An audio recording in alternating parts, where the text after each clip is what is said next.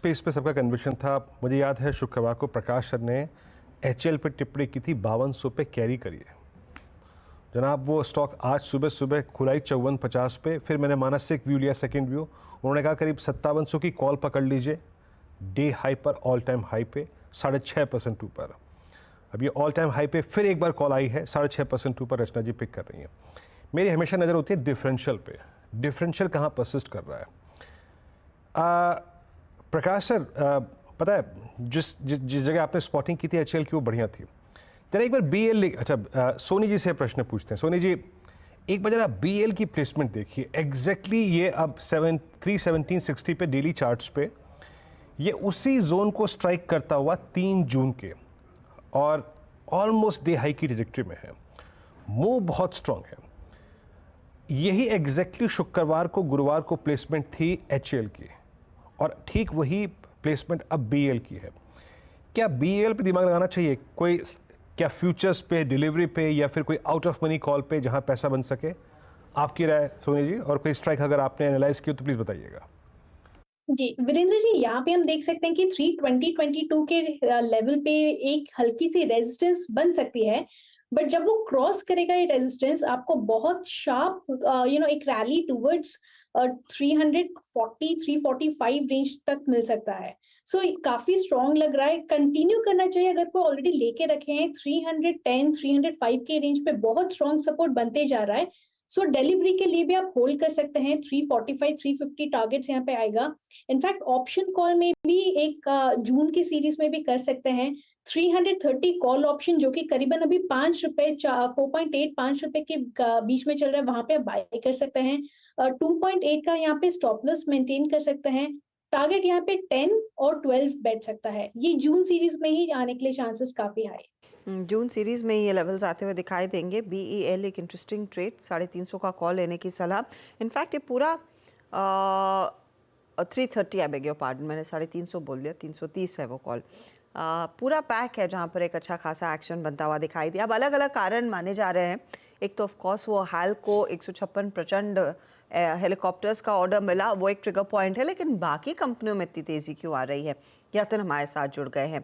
Yatin, good afternoon. तो good afternoon. 5 बड़े reasons है जिसके कारण आज डिफेंस शेयर्स शायद मूव कर रहे हैं। सबसे पहले, जैसे कि अर्शदा ने कहा कि जो प्रचंड हेलीकॉप्टर्स हैं, इसका जो 45-50 हज़ार करोड़ के अपवर्ड्स का ऑर्डर जो प्रपोज्ड है, उसके कारण एचएल के शेयर में 6.5% की तेज़ी है।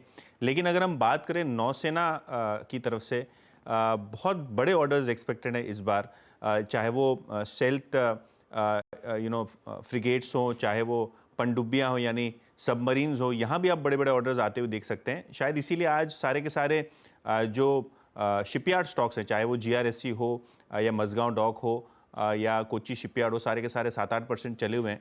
तो इस वजह से भी शायद आपको मोमेंटम आता हुआ दिखाई पड़ रहा है। दूसरा कि जैसे रक्षा मंत्री ने अपना ऑफिस संभाला, 50,000 करोड़ का एक बड़ा टारगेट एक्सपोर्ट्स के लिए रखा एनुअली, तो शायद उसकी वजह से भी मार्केट एक्साइटेड है।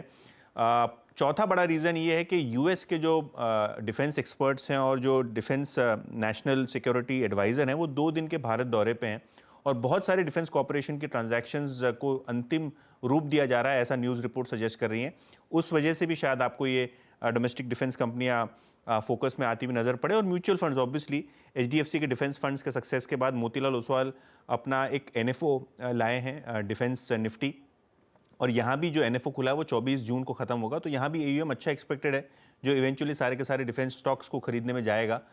तो ये भी एक कारण हो सकता है लिक्विडिटी फ्रंट से या फंड एक्शन के साइड से, जिसकी वजह से आज सारा का सारा जो डिफेंस पैक है, खास करके पीएसयू स्टॉक्स का और प्राइवेट कंपनीज का भी अच्छी तरीके से मोमेंटम में दिख रहा है। काफ़ी इंटरेस्टिंग पॉइंट्स, और यतिन ने सब सारी खबरें साथ में आपको बता दी हैं कि क्या क्या अलग ट्रिगर पॉइंट्स हो सकते हैं। तो सिर्फ एक हाल का ट्रिगर नहीं है, यहाँ पर आगे शिप बिल्डिंग के जो ऑर्डर्स आएंगे उसका भी ट्रिगर है। जो यहाँ पर यूएस की तरफ से ऑर्डर फ्लोज आता हुआ दिखाई देगा, वो भी एक इम्पॉर्टेंट फैक्टर है। सिद्धार्थ, इनफैक्ट मैं आपसे वही क्विकली पूछना चाहूँगी, कुछ अंदाज़ा आपको है क्या कि मोतीलाल के डिफेंस एनएफओ डिफेंस फंड में किस तरह का रिस्पांस मिला है निवेशकों का? कल हम कोशिश कर रहे हैं वैसे प्रतीक जी से बात करने की, लेकिन क्या पकड़ रहे हैं जब ऑफिस में चर्चा होती है? जी बिल्कुल हर्षद, देखिए डिफेंस काफी मोमेंटम में है, चर्चा में है और सही टाइम पे ये एक एनएफओ आया है। तो हमारे जो चर्चा यही हो रही है कि काफी अच्छा एक रेस्पॉन्स है। तो नंबर्स आंकड़े तो मेरे पास है नहीं, वो आपको प्रतीक सर ही जब नेक्स्ट कल आएंगे तो बताएंगे, बट ओवरऑल डिमांड जो है काफी स्ट्रांग है डिफेंस एनएफओ का। जो आपको पसंद है at this point in time Siddharth defence कंपनियों में जहां पर आपका कन्विक्शन बहुत स्ट्रांग है? सर डिफेंस में दो लार्ज कंपनीज हैं, एक है बीईएल और एक है एचएएल। तो ये दोनों ही स्टॉक हमें पसंद है। काफी स्ट्रांग ऑर्डर बुक है, एग्जीक्यूशन है, और अब जो जो नेक्स्ट ट्रिगर हमें दिखता है वो है exports potential. Already exports as a order book काफी ग्रो हो रहा है, एंड अब जो मिनिस्ट्री से भी एक फोकस आया है कि एक्सपोर्ट्स को नेक्स्ट लेवल तक लेके जाना है। तो हमें लगता है कि ये दो स्टॉक है, ये दोनों जो मार्केट लीडर्स हैं इंडियन डिफेंस स्पेस में, ये दोनों ही अच्छे करते रहेंगे और ये दोनों ही हमारे स्टॉक प्रेफर्ड पिक है। मैं एक रिपोर्ट और पढ़ रही हूँ जिसमें यह भी कहा गया है कि एक आर्मर्ड व्हीकल भी दरअसल स्ट्राइकर नाम की यूएस इंडिया की एडवांस बातचीत जो चल रही है उसकी खरीदारी होती हुई दिखाई दे सकती है। वो एक इंटरेस्टिंग होगा। हाल की तरफ से हमने देखा है कई सारे ऑर्डर्स वैसे भी काफ़ी एक्टिवली सर्विस हो रहे हैं, चाहे वो ये प्रचंड हेलीकॉप्टर हो या फिर आपके तेजस मार्क 2 फाइटर्स। तो ऑर्डर बुक्स लार्जली स्वेल ही करती हुई दिखाई देंगी। हम कोशिश कर रहे हैं इनफैक्ट हमारे डिफेंस एनालिस्ट को जोड़ने की, उनसे बातचीत होनी है। लेकिन चार्ट्स के आधार पर अगर आपने एक बेट लेना हो, और मैं निजी डिफेंस कंपनियों की तरफ आऊँगी जहाँ पर आपको याद होगा पारस डिफेंस, एल&टी, भारत फोर्ज जैसे काउंटर्स, डीसीएक्स सिस्टम जैसे काउंटर्स, इनकी चर्चा हम पिछले हफ्ते भी कर रहे थे। मानस, ये निजी साइड पर कोई स्टॉक आपको पसंद है? चार्टिकली इट्स एन इजी कैच कि आप पीएसयू में कोई भी डिफेंस कंपनी हाथ लगाएंगे वहां पर पैसा बना है और बनेगा भी, लेकिन जो प्राइवेट सेक्टर पॉकेट है वो कैसा प्लेस्ड है चार्ट्स पर? देखिए जो प्राइवेट स्पेस है उसमें मैं पारस को ट्रैक करता हूं, बट पारस में ऑलरेडी हमने एक मूव देख लिया है। 1000 रुपए पे वो ब्रेकआउट देखने को मिला था और अभी 1388 का प्राइस चल रहा है।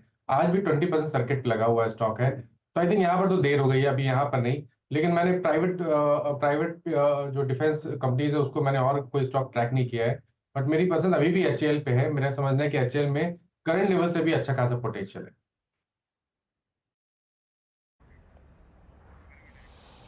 जी हाँ, एचएल पे आपने टिप्पणी की थी। सुबह मानस कितने पे टिप्पणी की थी आपने? 5700 की कॉल पे, मेरे को याद मेरे ख्याल से 90-91 रुपए। बिल्कुल, मेरे ख्याल से 85 5700 रुपीज के आसपास का 85 रुपीज के आसपास का प्राइस था उस टाइम पे। हाँ हाँ, 85 रुपए की थी। हाँ ठीक ठीक ठीक ठीक, 5700 की कॉल। डायरेक्टर साहब रखिएगा स्क्रीन पे प्रीमियम क्या है 5700 की कॉल का। और क्योंकि अब एचएल एक बार फिर से मूव देखिए 6.75% ऊपर, दैट मीन्स अगर आप टिक बाय टिक चार्ट देखें तो डे हाई पे ट्रेड कर रहा है। 85 पे थी, 125 हो गई, मोमेंटम है। और हम उस वक्त भी बात कर रहे थे और आई थिंक ये बात 12 बजे भी हुई कि बाजार हिचकिचा नहीं रहा है थोड़े से भी, अगर आप देखिए ऊपर दामों पे दाव खेलने में। आज डिफेंस चल रहा है तो हायर प्राइसेस पे फिर बाइंग आई इसमें करीब 54-80 पे आज 12 बजे के आसपास। मीनवाइल इस वक्त बैंक निफ्टी में कुछ हरकत हो रही है और ज़रा एक बार देखते हैं